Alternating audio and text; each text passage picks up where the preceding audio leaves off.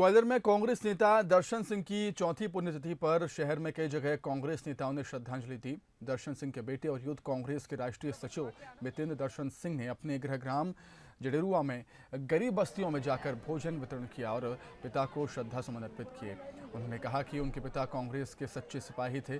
उन्होंने कांग्रेस को अपनी मां की तरह समझा और अपनी आखिरी सांस तक कांग्रेस के सिपाही बनकर जनता के हक में लड़ाई लड़ी और लड़ाई लड़ते हुए प्राण तक न्यौछावर कर दिया। उनका जीवन कांग्रेस के हर कार्यकर्ता के लिए एक प्रेरणा है।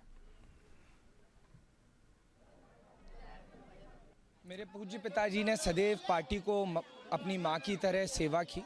उनके लिए पार्टी मां ही थी, जिसके लिए उन्होंने आखिरी वक्त तक अपनी लड़ाई लड़के, जंग लड़के, शहादत एक उस जगह प्राप्त की जहां पर लोगों के बीच में वो नोटबंदी की लड़ाई लड़ रहे थे जनता के लिए।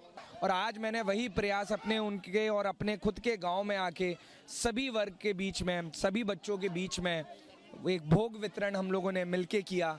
इस भोग में हमने पूड़ी हो, सब्जी हो, सभी लोगों के लिए, गांव वासियों के लिए एक भोग और प्रसादी के रूप में आज वितरण कर रहे हैं। और सदैव उनका एक विचार रहा, वो विचार था मानव सेवा का और जन सेवा का।